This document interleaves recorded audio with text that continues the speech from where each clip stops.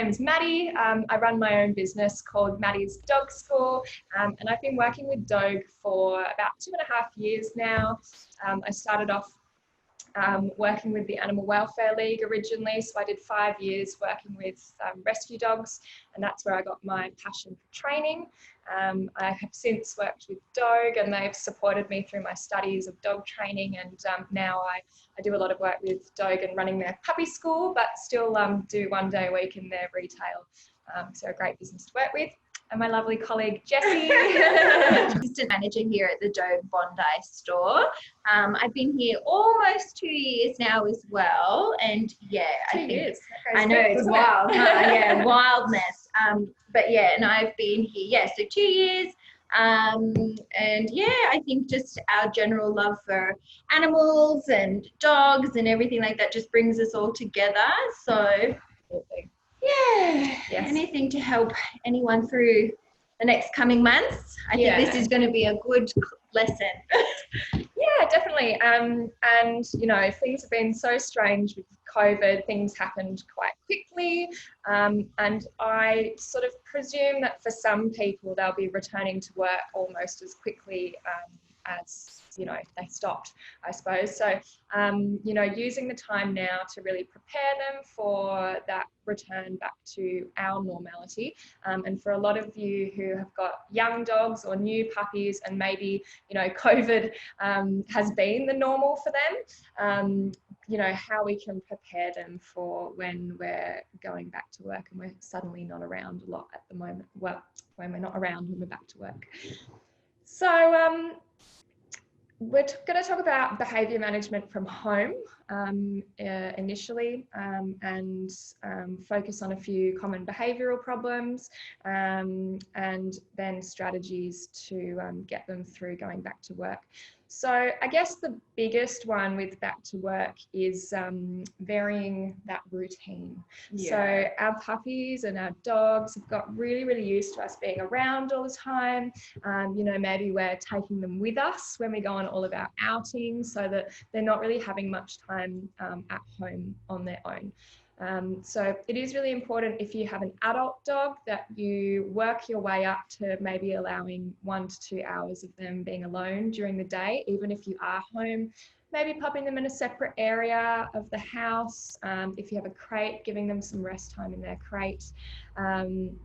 Putting them with my dog, she either gets some crate rest during the day, or she goes out in the backyard for an hour with something really, really yummy, like a bone or a long-lasting chew, to help keep her occupied and build up that positive association to being alone, which I know is easier said than done sometimes, especially if you've got a new puppy. So new puppies, when we bring them home, obviously they've been so used to having their litter mates around, and when we've brought them home, they're getting really used to us being around all the time, and they're, you know, I call it the Velcro puppy. So they're like Velcroed to you, they're very reliant on you, you know, you are their coping mechanism, and they haven't yet learnt how to have that comfort and independence with being alone. So I'll touch a little bit on crate training. I know one of you guys are really interested in learning with your Tibetan Terrier how you can maybe progress that crate training a little bit further. Unfortunately, they don't come with an instruction manual. No. I feel like they should. They should, yeah. Because there's some good information out there on the internet, and there's some not so good information. And it is something that takes time to condition them to the crate. And you know, they don't necessarily naturally enjoy that crate to begin with. So we need to condition them and desensitize them and teach them those positive associations. And that it's a safe place and it's their space and somewhere where they can cope. It's particularly good as well if you've got a rescue dog, or if you've got children and maybe your dog needs a place where you know, they can retreat to, and you know, you would need to be a place where your kids understand that that's your dog's safe place, and we leave them alone when they're in their crate. Sometimes I think some parents wish they had a crate to retreat to as well. Crate and you're struggling. The best thing to do, and the best way to condition your dog to the crate, is to not shut them in there to begin with. So Leaving the doors open of the crate, maybe try covering it with a blanket so it looks nice and cozy, but leave both of the doors open. So most crates have a door at one end and then a door on the side. So leave both of them open so that your dog doesn't feel trapped. They feel like they can come and go, just to get them used to leaving, because you don't want to, for the first time, pop your dog in there for a really long period of time. They're panicking. They're like, oh my God, I'm trapped in this place. So just to begin with, let them feel like they can come and go. So you might even grab some treats, chuck one in the crate, let your dog go in there, sniff around, eat the treat and come back out. And your first few sessions might simply look like that, getting your dog comfortably going in and then leaving, and going in and then leaving, because you want them to build up a trust with you. You don't want to shut them in when they're not ready for it. And you want them to go in there by choice. Yeah. So avoid, picking them up and placing them in there. Really just take your time in those early stages to let them come and go, get comfortable that their bed is in there.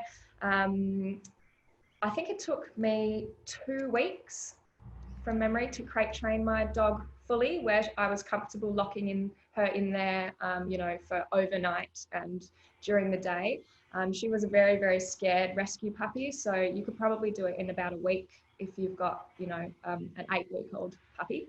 My girl was 4 months old. Yeah. When I got her, she was a bit of a nervous wreck when I brought her home. So it took a while for her to be crate trained, but 1 to 2 weeks I would expect is pretty normal.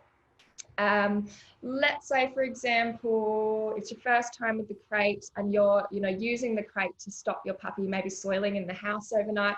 Maybe, for the first few nights, if you can use a puppy pen so that there's and attach, the puppy fence to their crate, so they've still got a contained area, but they're not yet at that point where they're locked in the crate for the whole night. So they can still leave their crate to, go to the toilet and they don't feel quite so trapped. Or you could put the crate in, say a laundry or, the kitchen or something if you have that option to close them in that area. Once your puppy is happily coming in and out of the crate, the next step is think about how you can break it down into really simple and small steps. So rather than, say, shutting the door and leaving them in there for 10 minutes, you might just shut the door and open the door. Because a lot of puppies find, particularly with the metal crates, those latches, the sound that they make. I've did a one consult with a puppy that actually attacked the latch, because that latch was such a trigger, because its previous experience had been, I get placed in the crate and then I get locked in there. So it's by letting them come and go. You might just shut the door and open the door. And your crate training sessions, they only need to be a couple of minutes, say 3 to 4 times a day, and you'll get much more progress out of those really, really short training sessions, particularly with a new or a young dog, just to help build their confidence, take the pressure off yourself as well. It doesn't happen overnight. It does take some time. You might want to pop them in there with the long-lasting chew. You can even, instead of feeding their meals in their dog bowl, you might want to scatter their food in their crate on their bed so that they have something to snuffle around for a few minutes, and then let them back out. You also want to make sure that you're rewarding calm behavior, and this goes for any positive alone time training. So, where we often forget to reward that calm behavior. Yes. So making sure that, you popped your puppy in your crate, maybe they're having, a little bit of a sulk or a little bit of a whinge, a mild discomfort. Just sit with them, don't leave the crate, wait for that pause in the whining when they go quiet. Then say, good dog, and give them a treat through the bars of the crate, so that you're actually rewarding that quiet behavior. And once you've done that a few times over a couple of minutes at a time, your puppy will start to realize, all I have to do is sit here and be quiet and good things will still happen. So one other thing I should mention as well, if you're, and I sort of touched on it then, if your puppy is not having a good time, that's when you maybe want to reassess your training and say, maybe we jumped too far. But also, you know, if your puppy's not panicking, they're just having a little bit of a whinge, you always want to wait for 10 seconds, ideally, of quiet before even looking at them. So when our dogs are, you know, crying for our attention, and they would have done this with their mothers too. Obviously, you don't want them to be successful in getting what they want, because if they're successful, then they're going to keep doing it. So if your puppy is whinging at you or barking at you for attention, you actually want to look away from them and even walk away from them, so that they will learn, okay, barking or whining is not going to work. And then as soon as they go quiet, good dog, give them a pat, give them a cuddle. Or, you know, if they're really being quite irritating, maybe ask them for an alternative behavior. So ask them for that sit, and then, you know, get them to be calm that way rather than waiting it out. So that would be my 2 tips for barking and crying for attention. Looking away, averting your eye contact so that you're not even giving them anything. Walk away if you need to, or alternatively, you could just ask them for a different behaviour, which is sitting and quietly to politely ask for your attention. Barking is a big one, you know, particularly for new puppies or new rescue dogs, you know, that are maybe you know, haven't had socialization to the area that you're in. So if you've adopted a dog or got a new puppy that's come from, you know, maybe like a rural area or an area outside of the city, and you're in a more urban environment, it's really normal for them to bark at things that are concerning them. So ways that you can manage that, you know, there would be a degree of, you know, using management tools. So if they're barking at something in the house, maybe can you prevent them from having access to that trigger? If they're barking at things on walks, have a think about the state of mind of your dog. So is your dog maybe too highly excited where they're not able to concentrate? Because you always want to aim to have your dog, you know, I think of your dog's mind like a traffic light system, right? I think I mentioned this in some of the other videos. You always want to aim to train your dog in the green zone. When they're nice, they're calm, they're relaxed, they're able to focus on you easily. If they're in the orange zone, they're starting to get a bit overexcited, maybe a bit stressed. They're starting to focus in on things, but you're still able to get their attention back. And then if they're in the red zone, they're like scatterbrain, really concerned or stressed or excited, and they can't concentrate on you whatsoever. And that's really normal for puppies because they're suddenly in this new environment. There's a lot going on. There's so much going on. So, you know, and there's a lot of pressure put on dog owners to socialize, you know, your dog or your rescue dog or your puppy, but take it really slow. So, you know, just focus your walks on, you know, getting their attention back on you. Slow the walks down, let them have a sniff, sniffing lowers their heart rate, get that focus back on you. Just to, you know, think about if your dog's in that orange zone or that red zone, they're much more likely to react to triggers and bark because they're sort of unsettled. Whereas if they're a bit more calm, you're using lots of food reinforcement, and I can't stress that enough.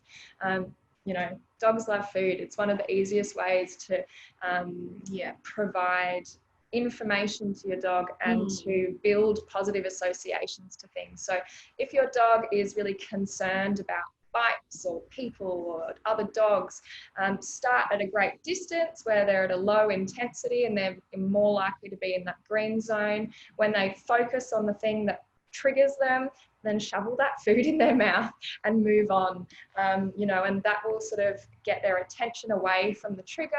You've got the positive association happening, use your happy voice, and maybe even, you know, turn around and go the other way so that your dog doesn't always feel that pressure that they need to approach the thing that's triggering them. And, you know, particularly for puppy owners, I think there's a lot of pressure to socialize them, get them out about, meeting everyone, but you want to make sure that they're doing it in a calm way. So doing it in a calm way that you're able to control. with, these unwanted behaviours that our dogs sometimes show at home, such as the digging and the barking and the chewing, it is important to think about, well, how can we change the environment? So sometimes we might be able to fix behaviour problems just by changing the environment alone, by thinking about the setup and, maybe doing a bit more dog proofing of the home, so limiting their access to places that we don't want them to be in. Digging is another big one that a lot of people have trouble with. My dog is a bit of a digger. They do love to dig, some breeds more than others. It is a very natural behaviour. But if you have a dog that loves to dig, usually it's a difficult one to train out of them. So your best option is to actually provide them with an outlet for that. So limiting their access to revisit the holes they've dug already by buying some garden mesh and like metal mesh, and covering over that hole with like tent pegs to peg down the mesh, and then provide them with an area where they are allowed to dig. And I tend to use kids swimming pools, like those shell pools. I've got one in my backyard. Fill it up with sand, and then reinforce them for going. And that's what's actually I used to get in the sand pit with my dog and get her digging there, and put some toys, bury some toys in there, bury some treats in there, so she knew that was her spot. And then in those early days, there was a lot of making sure that she was mostly supervised in the backyard, so that when she was digging in the wrong place, I could interrupt with an and then move her over to her sand pit. So she, thank goodness she hasn't dug a new hole in a while. Still got a few pieces of mesh where the grass is going back over, but she now understands that that is her one place in the garden where she's allowed to dig. And by giving her the sand, it's different to the dirt in the rest of the garden. So a different thing for her to dig in. So all of those behaviour problems that we've talked about are probably going to become a little bit more prevalent when we do start going back to work. So there are ways in which we can also, prepare our dogs for our, increasing absence as we go back to work. So have a think about, what's your routine now, and what's your routine going to be like when you return back to work? You might want to start varying your routine. So if your dog is used to being fed at the same time every day, it's used to, having a walk at the same time every day, it's used to you and whatever your routine is at home, think about how you can start to vary that routine. Because if your routine becomes too predictable, then your dog becomes very reliant on it. So by varying that routine, it will help them cope with life a little bit better. Some dogs are quite triggered by seeing you get ready. So seeing you picking up your keys and your bag, popping on your shoes, getting dressed. So you might want to actually start doing those things, but then not necessarily actually leaving the house. So, pick up your bag and your keys, walk around with it for a few minutes. Sounds like a strange thing to do, but it will desensitize them to you leaving the house. And then that will not be such a trigger.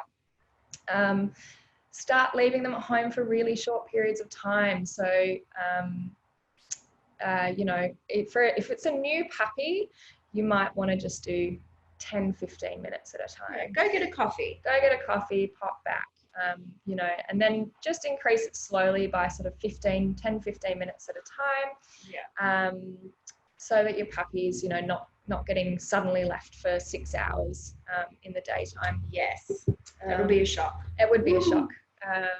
Some dogs are better at being left home alone than others. I think now that we have had a little bit of quarantine and we've all been stuck at home more than usual, we can probably appreciate a little bit more how boring it must be for our dogs when we are working full time. And we're working, say, a 9 to 5 job, and our dog's home alone that whole time. It's kind of boring. So it does make sense that these behavioural issues are more likely when we are working. So, maybe think about, if you haven't before, you know, spending your money on a dog walker or daycare services even before you've gone back to work. So just getting your puppy used to being, or your dog, sorry, being away from you. You know, get a dog walker, even if it's just once a week. Start bringing them into your daycare centre, but, you know, ease them into daycare. So you might want to do, you know, if your daycare does hourly, maybe just drop your puppy or your dog in for an hour of daycare, just to ease them back into it, rather than going that full intensity of being left for 6 hours. And I think, you know, DOGUE having daycare, where you have a lot of regulars that, you know, we haven't seen because they've been at home with their owners. And I think it would be really beneficial for the dogs. Even if they're used to daycare normally, there's just been so much change for them recently, where it would be a really good idea to just do, you know, an hour or two of daycare here and there, just to settle them back into that normality. Yeah, definitely. And we have had we've had a few of our dogs come back. So some people never left, some people still had to work and you know, do all that. Some dogs are easier to work around than others. Exactly. And so we have had a few dogs come back now, and you can definitely tell that they've thoroughly enjoyed their 2 months at home, and now they're like, oh, I didn't sign up for this. Like take me back home. So we're a little bit more needy than usual. Yeah, definitely. Before, these were like free-spirited animals who didn't need anyone, and now they're a bit, where's Jessie? Where's Maddie? Where's what's going on? A bit more of Velcro. Yeah, a bit more Velcro going on. So we're definitely, you know, here being very mindful of, like, that's the situation that's going to be coming up for the next few weeks. So yeah, we are going to. So rather than waiting until you've returned to work, maybe start, you know, making the most of these services even while you are still at home, just to prepare them for those longer days that you're away. And it breaks up their day too. So, you know, even if you don't have a daycare, well, I assume if you've signed in, then you're probably near a DOGUE. But, you know, if daycare is not suitable for your particular dog, or maybe you have a large breed dog that, you know, isn't suitable for the space of the daycare, then think about a dog walker, just to break up your dog's day, get them out, get them exercising, that extra mental stimulation. They love it. Break up the day. Yeah, and some dogs definitely love it. You know, like, we've got a fair few customers who have a dog walker come once a day, once or twice a week, and the dogs love it. Look forward to it. It's their best part of their week sometimes, you know, like going out and having a bit of a muck around with their friends. So definitely.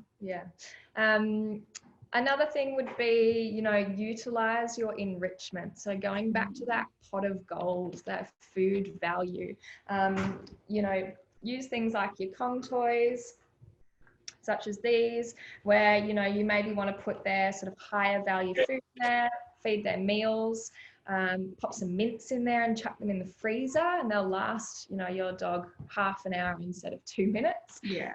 Yogurt, peanut butter, you know, making sure that alone time is positive. If you've got a puppy and you're really struggling with alone time, another good independence builder is the bed settling or tie-up exercise. So literally wherever you are sitting, pop their bed on the ground next to you, and then use their leash and tie them to, say, the leg of your chair or the leg of the sofa or the leg of the table, and tie it very short, you know, like 30 centimeters or so that they're only able to move around on their bed. Start off to build that positive association. So stay right with them, give them rewards for that quiet and calm behavior. And then once they're used to, over a couple of different training sessions, they're used to, okay, all I need to do is sit here and be quiet and I'll get reinforcement. Then you can start to make it a little bit more difficult by maybe standing up and sitting down and taking a step away and coming back. And it will start getting your puppy a bit more tolerant to not being able to be with you 100% of the time. Because when we're home, our puppies have that 24/7 access to us. And then when we're not home, we're gone. So trying to sort of create that grey area for them through, maybe using that tie up exercise, tying them to their bed, get a little bit of independence from you so that they don't have that freedom, but you're still breaking it down into small enough chunks that they're having success, and you're reinforcing that quiet size to help build a bit of independence. But keeping the sessions nice and short, 2 minutes for a new puppy is plenty. A lot. Yeah, that's a lot. Yeah, 2 minutes in puppy land is hours. Another great product is this lovely product called Tricky Treats. And the reason why I love it so much is because it's got 2 different levels on there, and you can put either their toys, or you could, pop a Kong in there or a bone, and it's closed up inside it's closed up inside a container basically, and you can set the timer to say, say if you're going to be gone for 4 hours, you might set one to go off 1 hour after you leave and the other one to go off, an hour and a half after you leave, so that your dog's getting something new and exciting while you're away from home, just to help break up their day. Because I know for me personally, I've got, a working breed mix dog. So she's very high energy. She gets bored really, really easily. And, sometimes if I'm going to be gone for a couple of hours, the frozen Kong might last half an hour and then she's bored. It's not enough. It's not enough. Yeah. So using a product like that is really helpful, because I can set a timer and I know that she's going to get something new and exciting to help keep her motivated. Another thing with the Tricky Treats as well, it's also got a voice recording as well. So people use it to like set a thing, say like, hey Zali, who's a good girl? Yeah. Have a treat. And then it drops the treat. Yeah. So it's quite nifty little contraption, and definitely for dogs that, that need that something extra, that extra, stimulation and things going on. It's really good. Yeah. Another big one is greeting and when you reunite with your dog. So every single time you leave them on their own, whether you're leaving the house, whether you're just practicing the tie-up exercise, whether it's a crate training, whatever capacity you're practicing the positive alone time, making sure that you're always pairing that with something positive. So when, in the early stages of training, and always give them a chew or a Kong, or leave them with something that sort of distracts them from your departure. And then when you come back, as much as we're excited to see our dogs and our dogs are excited to see us, it's actually really important that you come home and you just sort of don't fuss over them for those first few minutes. So if your dog has been quite stressed, and you get home and your dog's like, oh my God, you're home. Oh my God, you're home. And then you're like, oh my God, I'm home. I'm so happy to see you. You could actually be reinforcing that energy and that state of stress. Yeah. So just be aware of that. My dog, she does get a little bit of separation anxiety. So we just practice whenever I come home. I open the door. I ask her to sit. If she's really overexcited to see me and she goes to jump up, I shut the door again. I count to 10 because that's our disassociation time. I open the door, I ask for the sit. If she jumps up again, I go back out the door. So but after a few repetitions, she's sitting there going, oh God, I've just got to sit here and be still. So that she knows that jumping and attention seeking in that way is not the way to go. She's not going to be successful. So that then she's much more likely to greet me calmly. Coming home is not a big deal. I walk in the door, I give her a pat on the head, say, hey Zali, and I walk down the corridor and put my things down. And I don't sort of give her that, love and cuddles until, 5 minutes later when she's settled right back down. Yeah. So making sure that greeting and reuniting is a non-event, because, think, I know it's really hard because you come home, especially with the puppy, and you're so happy to see them, but, it is something that gives us value, but might not be the right thing for your dog. Yeah. Well, thanks so much for taking your time out of your Saturday morning to join us. Really appreciate it. It's so nice to know that, dog owners are out there trying to get all the information that they can. Yes. Feel free to, reach out to DOGUE or to me on Instagram, Maddie's Dog School, if you ever need any questions answered. More than happy to help out where I can.